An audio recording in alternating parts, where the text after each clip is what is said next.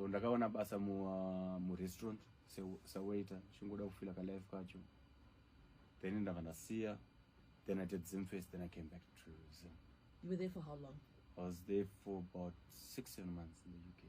6-7 months? That was quite a long time. Yeah. What's different? The UK, I guess, like when I go to the UK, it's to visit, and it's I'm fine with it, you know, just in and out. Yeah. But then for you to then stay for that long, what's the difference in terms of Congo, Jairan Jimbo, and? And I got not go UK hakuna mali. Chokwa chaka ngona.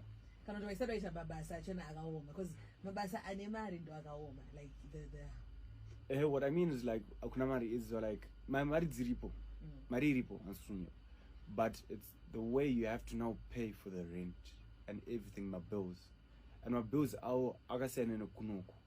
But uchi kana uchi renta somewhere and munhu yana kokudza it's $800.